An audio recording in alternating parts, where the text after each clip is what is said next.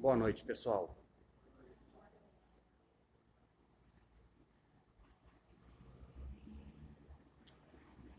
Pessoal, vamos falar um pouquinho sobre o Aristóteles.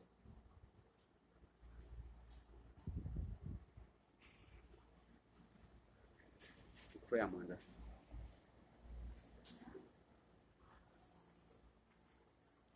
Pessoal, com relação a Aristóteles. Aristóteles, no mundo grego, foi considerado como um pensador, tudo certo? Foi considerado como um pensador de suma importância. Por quê? Porque o Aristóteles ele vai desenvolver o seu pensamento ético na polis. A polis, no mundo grego, era de suma importância. Por quê? Porque era a polis quem dava dinamicidade à vida do homem grego. O homem só era o que era dentro da polis. Fora da polis, ele perdia a sua dimensão normativa do que era ser homem. Ou seja, a polis é que dava sentido à vida do indivíduo. A polis era, o mundo grego era um aglomerado de cidades-estados. Havia cidades-estados por todos os lados. Imagine o Paraná sendo o território grego e as cidades que compõem o estado do Paraná sendo as polis. No mundo grego, cada polis era autônoma entre si. Cada uma possuía um sistema tributário próprio. Cada uma possuía a sua moeda própria, possuía o seu exército próprio, o seu sistema judiciário próprio, possuía o seu governo próprio, possuía a sua moeda própria, possuía, enfim, eles eram autônomos em tudo, exceto numa coisa, na língua. A língua é que dava coesão a estas cidades-estados. Quando nós analisamos do ponto de vista burocrático, a burocracia, ou seja, o conceito que eles tinham de política, se distinguiam umas das outras. Umas cidades se destacavam mais que as outras, por exemplo, Esparta e Atenas. Esparta possuía uma cultura fundamentalmente militarizada, ou seja, o homem espartano desde cedo ele era treinado para exercer os assuntos relativos à cidade-estado. Que assunto era esse? O assunto relativo à guerra. Desde cedo, o espartano ele era treinado na arte da guerra, ao contrário dos atenienses, que desde cedo eles eram treinados para o desenvolvimento de uma cultura fundamentalmente intelectualizada. Nessa época, a Hélade estava dividida em duas partes. A Acaia, que era o mundo grego propriamente dito, e a Macedônia. Talvez alguém vai se perguntar, ou esteja se perguntando, tá, mas onde o Aristóteles entra aí? Bom, Aristóteles entra no aspecto de que Aristóteles era macedônio. Então, quando nós falamos em Aristóteles enquanto macedônio, nós falamos de uma cultura completamente distinta, a cultura de Atenas, uma vez que a cidade na qual ele nasceu era uma cidade de suma importância, fundamentalmente voltada para o desenvolvimento do comércio, que era a cidade de Estágira. Daí o Aristóteles ser chamado de estagirita. Pois bem, quando nós falamos em Aristóteles, uma vez que ele estava com o seu olhar focado na polis, ou seja, na cidade-estado. Quando nós falamos no Aristóteles, nós temos que levar em consideração uma coisa, que o Aristóteles estava buscando uma coesão do homem grego, ou seja, uma coesão de pensamento e, consequentemente, uma coesão de comportamento. E essa coesão de pensamento e, consequentemente, de comportamento, ela acontece quando há a fusão da política com a ética. Então, para o Aristóteles, tanto a política quanto a ética andavam de mãos dadas. A política e a ética estavam entrelaçadas. Ou seja, para o Aristóteles, a política e a ética não são dois assuntos, não são dois temas, duas pautas Ou seja, não são duas matérias que se distinguem uma das outras. Não, não. Ao contrário, para o Aristóteles, né, a política e a ética são duas matérias, são duas pautas que se complementam, ou seja, estão fundamentalmente imbricadas. E aí, o Aristóteles escreve inúmeras obras, todas essas obras relacionadas ao saber do homem grego, como, por exemplo, a Política, que é uma obra fundamentalmente política. E ali o Aristóteles vai propor um modelo de política voltado para uma cidade feliz. Tá. Quando nós analisamos o Aristóteles a partir da perspectiva da ética, ele é autor de uma obra chamada Ética a Nicômaco. Essa obra pode aparecer com o nome de Ética a Eudemo, ou Eudêmica, ou comumente os medievais costumavam chamá-la de Magna Moralia, ou a Grande Moral. Pois bem, independentemente da forma, independentemente da nomenclatura que esteja sendo usada naquele momento, todas elas abordam exatamente a mesma coisa, ou seja, o imbricamento da política com a ética. Aristóteles, quando ele funde esses dois conceitos, para ele, a política e a ética possuem a mesma dimensão teleológica. Prestem atenção, a palavra teleologia, na ética em Aristóteles e na política em Aristóteles, é um termo técnico. Teleologia é a parte da filosofia que estuda a natureza e os desígnios da ordem. Ou seja, é a parte da filosofia que estuda as finalidades. Para o Aristóteles, a política e a ética possuíam uma finalidade. Que finalidade era essa? A eudaimonia.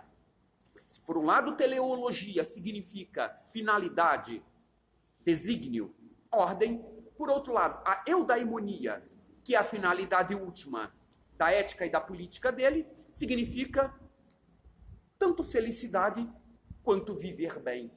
Esse é o significado da palavra eudaimonia. É claro que esse significado não é bem um significado, é uma tradução, aliás, uma interpretação, não tradução, mas uma interpretação. Por que interpretaram por felicidade e viver bem?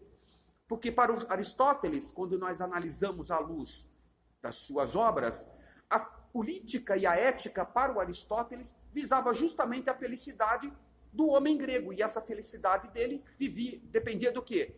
Do seu status quo, do seu viver bem.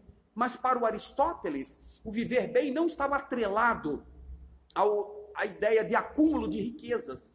Embora o Aristóteles, no livro 2º da Política, falasse sobre a arte de acumular riquezas. Não, para o Aristóteles, o viver bem, que conduz o homem à felicidade dentro da polis, está atrelado diretamente ao reto uso da razão. Ou seja, para o Aristóteles, o homem que vive bem é aquele homem que faz o reto uso da razão. E é justamente ao fazer o reto uso da razão é que a minha existência, ela se concretiza, a minha existência, ela se realiza, a minha existência, ela se torna plena enquanto cidadão dentro da polis.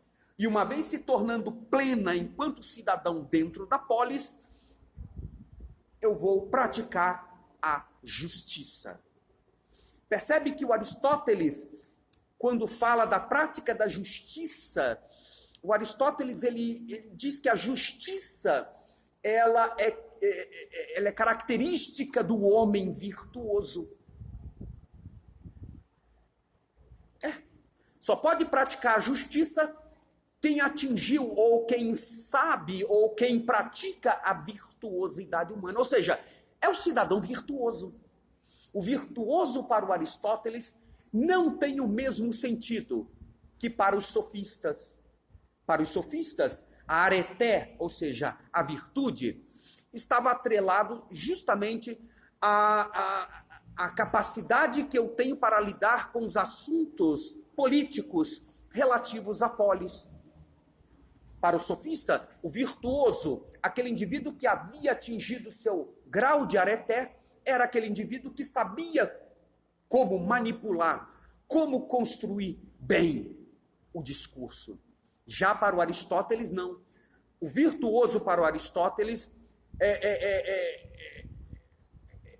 é aquele que torna possível a perfeição do seu ato propriamente humano. Isso é a virtuosidade. O virtuoso para o Aristóteles é aquele, repetindo, que torna possível os seus atos propriamente humanos. Ou seja, são aqueles que praticam a justiça. Ou seja, são aqueles que dão a cada um a justa medida. Esse é o cidadão virtuoso. Mas e aí? Quando Aristóteles fala de virtuosidade, é preciso que se entenda que há dois conceitos básicos e fundamentais que fazem parte do escopo do pensamento ético aristotélico. Quais conceitos são esses? O primeiro, a virtude dianoética. Prestem atenção, é outro termo técnico. Virtude dianoética. O que é a virtude dianoética para o Aristóteles? Virtude dianoética para o Aristóteles são aquelas virtudes que elas nascem na razão. Elas têm a sua gênese na razão. Elas têm a sua origem na racionalidade. E aí, elas nascem na razão, mas elas devem ficar lá? Elas devem residir lá? Não. Elas devem transcender a razão, de forma a atingir a ação, de forma a se tornar fundamentalmente pragmática, ou seja, prática. É por isso que a política e a ética em Aristóteles não está atrelado diretamente às ciências teoréticas, mas sim às ciências práticas. Por quê? Porque a ética, ela é comportamental. Percebe? A ética em Aristóteles, assim como a política em Aristóteles, são comportamentais. E pelo fato de serem comportamentais, elas têm que se concretizar. Elas devem ter a sua concretização na ação. Ou seja, elas nascem na razão, mas se manifestam na ação.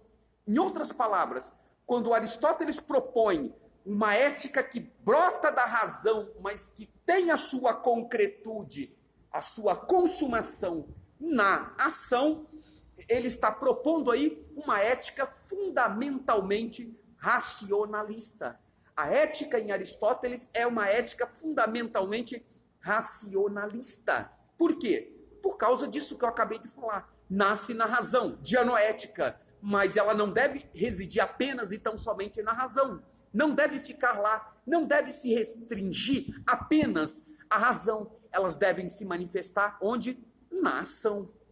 Por quê? Porque é na ação que eu me torno virtuoso. A virtuosidade se dá na concretização das minhas ações. E aí?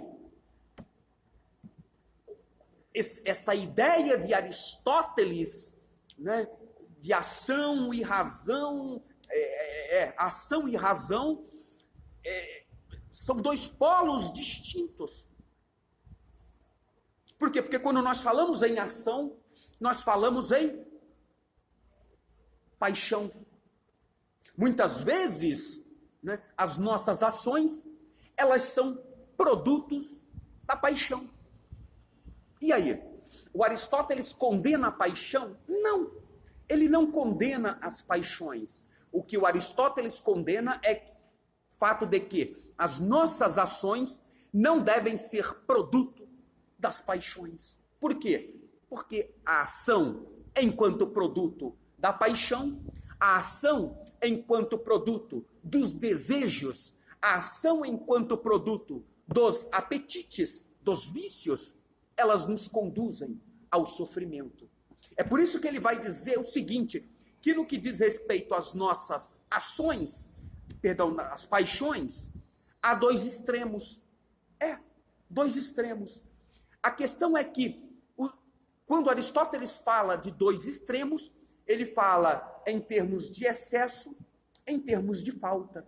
Ou seja, as nossas ações, elas podem ser excessivas demais, tá? Se é que eu posso dizer demais, porque é redundante, elas podem ser excessivas, corrigindo, ou elas podem ser relapsas, elas podem ser faltosas.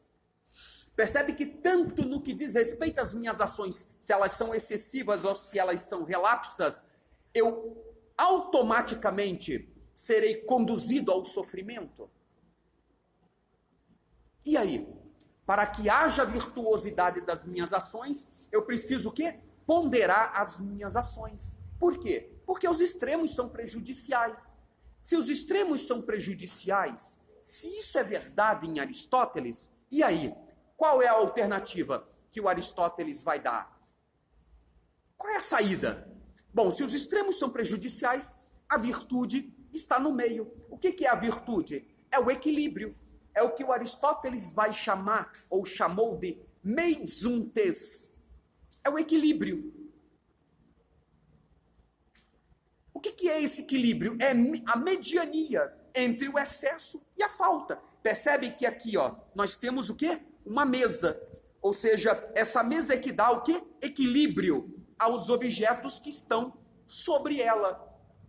Ou eu estou errado? Claro que não. Afinal de contas, a palavra mesa, ela vem do grego meizuntes, que traduzido literalmente significa equilíbrio. Ela dá equilíbrio ao objeto. Ela está dando equilíbrio a esse celular, a estes livros. Percebe? Mas nas extremidades há polos, há extremos. Aqui é um extremo e aqui é outro. E aí? Os extremos são prejudiciais. O equilíbrio está no meio. A virtude está no meio.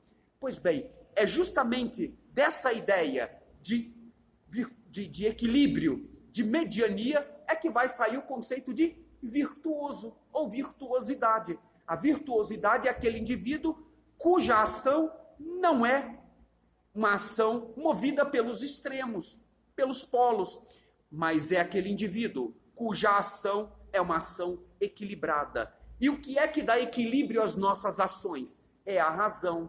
E uma vez dando equilíbrio às nossas ações, ou seja, a razão, nós vamos praticar a justiça. Por quê? A justiça, ela brota justamente de uma ação equilibrada.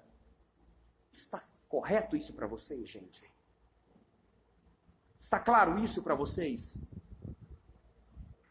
Essa é a ética em Aristóteles. É isso. Aristóteles defende fundamentalmente uma tese de que as nossas ações têm que ser ações enquanto produto da razão. Se por um lado a ética em Aristóteles é uma ética fundamentalmente racionalista, por outro lado a sua teoria do conhecimento é fundamentalmente empirista. Percebe? Olha só que engraçado, né? O cara é racionalista por um lado, mas empirista por outro. Poxa vida, né? É esquisito, é estranho isso, né? Eu pelo menos acho, né? Ou o cara é uma coisa ou ele é outra. Agora, ele é racionalista no que diz respeito às ações, mas no que diz respeito ao processo de abstração do conhecimento, ele fala sobre múltiplas formas de conhecimento, mas a partir da experiência, a partir do contato que o sujeito tem com o objeto. Quer dizer, muito interessante isso, né? Mas, por outro lado, nós temos também o Platão, que foi mestre de Aristóteles, que foi professor de Aristóteles. Platão, ele vive num contexto de decadência da democracia. Ele presenciou o auge da democracia, quando a democracia estava lá, né, sendo saboreada pelo homem grego, né, e Platão, ele vive dentro daquele momento histórico de decadência e de florescimento da democracia, né?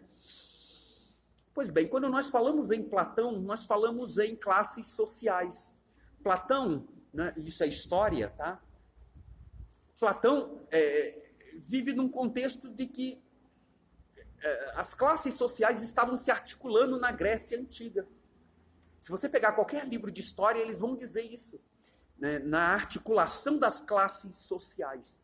Isto quer dizer que as classes sociais, no mundo grego, na época de Platão, elas viviam em constante estado de periclitância, ou seja, em constante estado de conflito, ou seja, eram conflitantes entre si. A aristocracia conflitava com a oligarquia, que por sua vez conflitava com a timocracia, que por sua vez conflitava com a tirania e tantas outras classes sociais. Platão, ele viveu no intestino da história da política. Por quê? Porque Platão era aristocrata.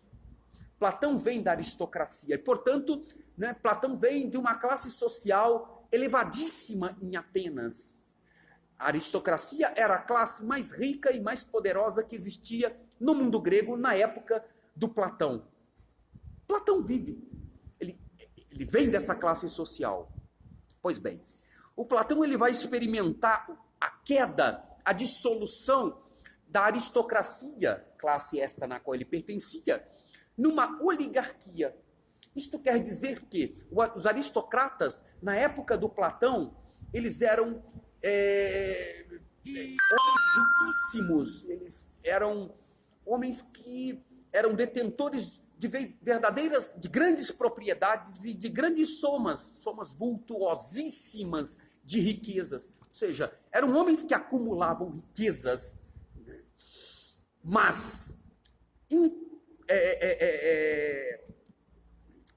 descontentes com a riqueza que possuíam, eles queriam algo a mais. O que era esse algo a mais? O poder. Mas não era o poder para deliberar na eclesia, na assembleia. Era o poder pelo poder. Percebe? A aristocracia queria o poder pelo poder. Aliás, a oligarquia. E aí? E aí, quando o Platão vê a sua classe social se dissolver numa oligarquia, Platão se decepciona justamente com a aristocracia. Ele vê sua classe social se dissolvendo. E aí? O Platão ele propõe uma nova modalidade de governo. Tá? Uma modalidade nova de governo.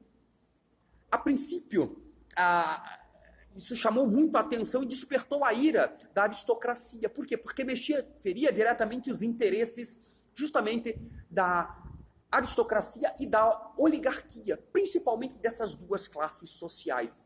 Que proposta era essa? De uma sofocracia. E aí, o Platão começa para desenvolver a sua filosofia política, ele começa a estratificar a sociedade. Como ele vai estratificando a sociedade? A partir de 3 categorias. Primeiro, para o Platão, o Estado deveria orientar a educação, e tudo partia para o Platão, tudo tinha o seu pontapé inicial para ele, na paideia, ou seja, na educação.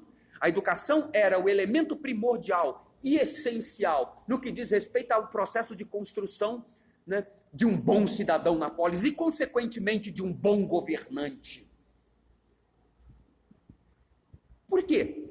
Porque o Estado deveria incumbir-se da educação